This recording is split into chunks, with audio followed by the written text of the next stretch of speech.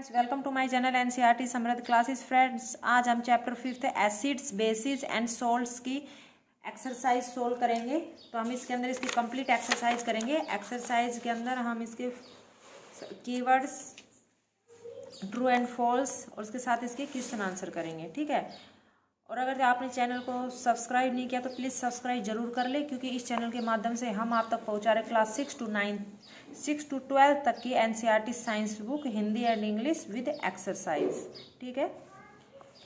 तो फर्स्ट हम इसके अंदर देखते हैं कीवर्ड्स के अंदर एसिड्स अम्ल, एसिडिक अम्लीय, बेस क्षार, बेसिक क्षारीय, इंडिकेटर सूचक, न्यूट्रल उदासीन, न्यूट्रलाइजेशन उदासीनीय, सोल्ट नमक, ठीक। तो ये हमारे हो गए कीवर्ड्स। अब हम इसके अंदर यहाँ पे इस पे एक्सरसाइज देखते हैं। एक्सरसाइज के अंदर फर्स्ट हमारा क्वेश्चन आता है।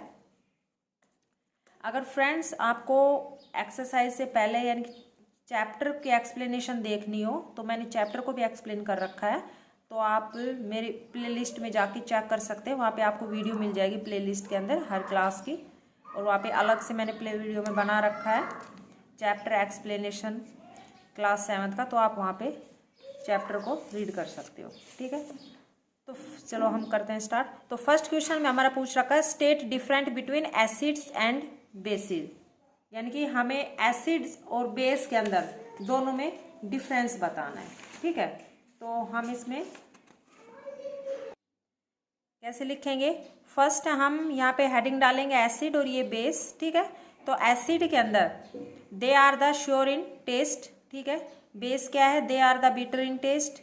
Second, acid turn blue litmus paper into red litmus paper, यानी कि ब्लू लिटमस पेपर को रेड कलर में चेंज कर देता है, ठीक है। और बेस क्या है? ये इसका अपोजिट है, base turn red litmus paper into blue colour में। It do not change the colour of turmeric, ये हल्दी का कलर चेंज नहीं करती। और base turn turmeric to red, और जो बेस होता है वो टर्मरिक है वो रेड में हो जाता है। Acid is a substance which contain hydrogen ion H positive ion, ठीक है।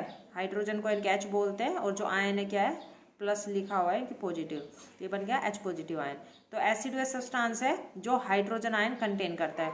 और they are the substance which contain hydrolyse, और ये जो सब्सटेंस है ये हाइड्रोलाइज कंटेन करते हैं, यानी कि ये माइनस हो जाएगा यहाँ पे तो हाइड्रोलाइज हो जाएगा, या फिर आप इसको ये भी लिख सकते हो it do not contain hydrogen ion, ठीक है। यानी कि डू नॉट हाइड्रोजन कर सकते हो इसके अंदर, या फिर आप ये भी, दोनों इसके अंदर सही है, ठीक है। तो ये हाइड्रोजन आयन और ये हाइड्रोक्सिल आयन, तो माइनस हो गया तो हाइड्रोक्सिल आयन की OH, ठीक है। ये हाइड्रोक्सिल हो गया और ये हाइड्रोजन H, इसका सिंबल है। ये हमारा क्वेश्चन फर्स्ट का आंसर हो गया। अब देखते हैं हमारा क्वेश्चन सेकंड में क्या पूछ रखा है। सेकंड क्वेश्चन में पूछ रहा है कि ammonia is found in many household products such a window cleaner, it turn red litmus blue, what is its nature? कह रहा है कि अमोनिया यानी कि मोस्टली जो घरों में देखा जाता है एक प्रोडक्ट है अमोनिया से, जैसे खिड़कियां साफ करते हैं, यानी कि विंडो क्लीनर है, ठीक है। तो ये क्या करता है? रेड लिटमस को ब्लू में चेंज कर देता है। तो इसका जो नेचर है ये कैसा है, तो आपको ये देखना है कि जो कौन करता है रेड लिटमस को ब्लू कलर में चेंज, तो इस तरह से आपको आंसर पता चल जाएगा। तो वो इसी का नेचर होगा। तो इसका नेचर क्या होगा? बेसिक नेचर होगा, ठीक है।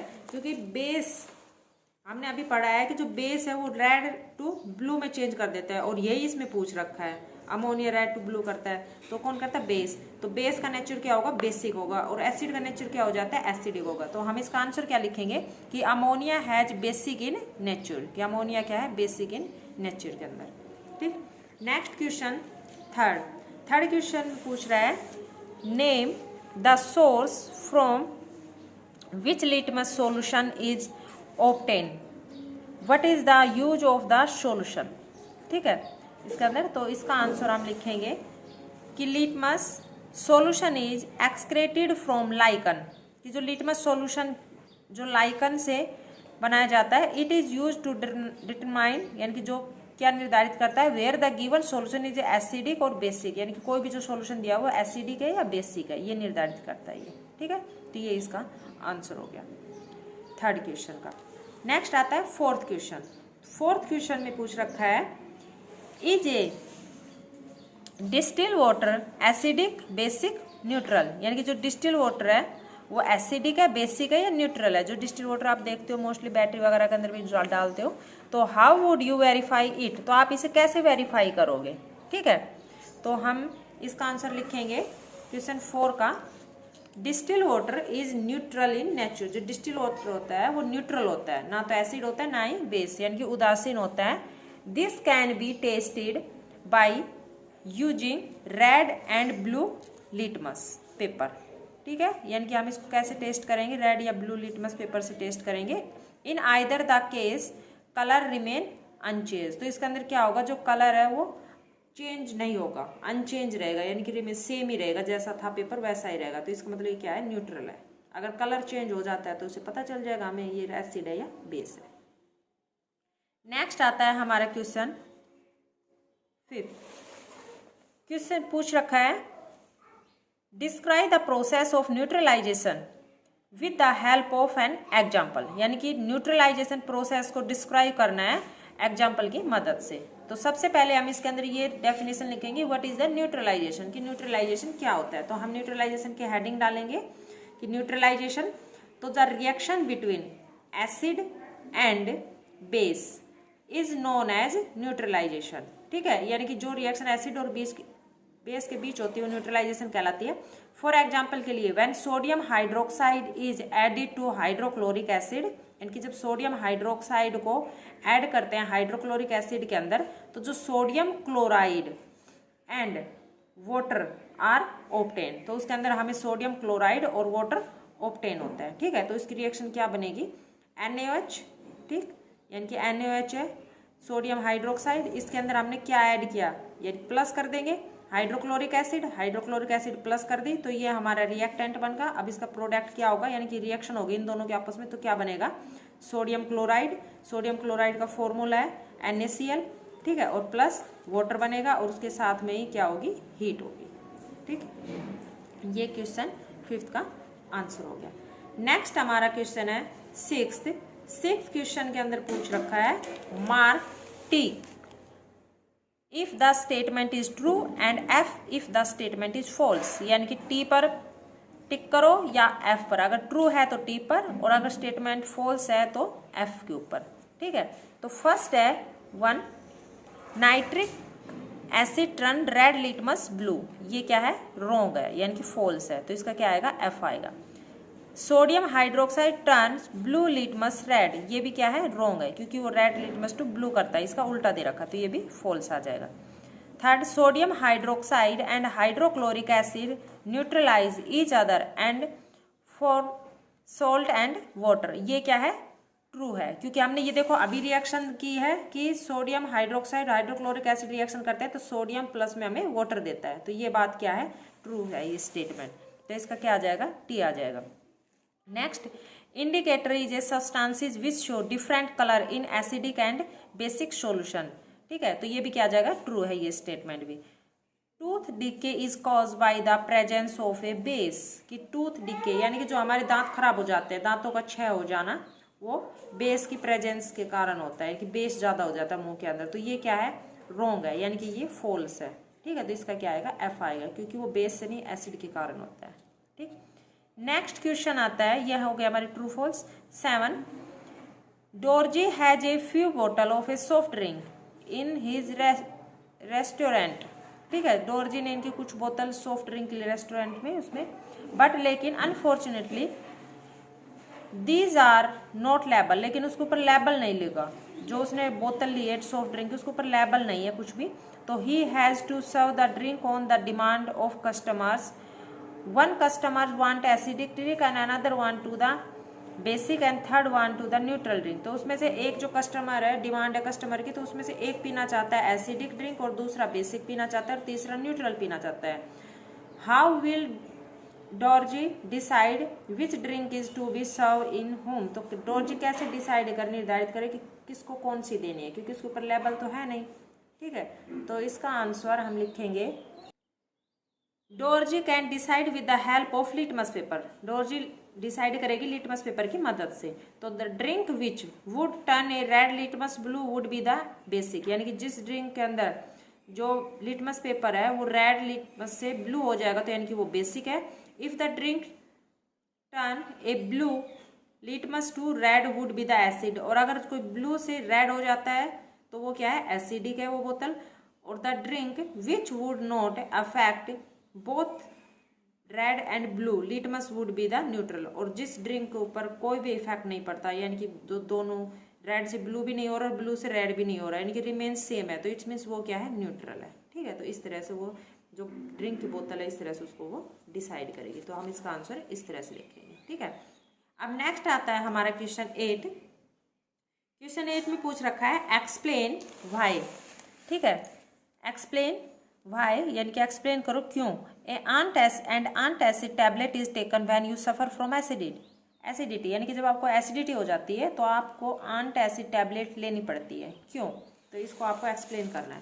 तो एक्सप्लेन करेंगे तो हम इसका आंसर में लिखेंगे कि antacid tablet contain base like milk of magnesia, कि जो एंटासिड टैबलेट हम लेते हैं तो उसके अंदर बेस होता है। ठीक है, कौन सा, milk magnesia, which neutralize the acid product in the stomach, जो स्टमक के अंदर क्या कर देता है, जो एसिड प्रोडक्ट होता है उसको न्यूट्रलाइज कर देता है। Hence it is use while suffering from acidity, इसीलिए हम इसके अंदर जब हमारे पेट के अंदर जब एसिडिटी हो जाती है तो उसके दौरान हम ये वाली टैबलेट लेते हैं। ठीक है, तो ये क्वेश्चन 8 का आंसर ए का हो गया। नेक्स्ट बी, इसी का पार्ट है 8 का बी के अंदर पूछ रखा है calamine solution is apply on the skin when an ant bite, जब हमें चींटी काट जाती है तो हम कैलेमाइन सॉल्यूशन अप्लाई करते हैं स्किन के ऊपर, क्यों करते हैं, तो हम इसका आंसर लिखेंगे कि जो एंट एसिड टैबलेट,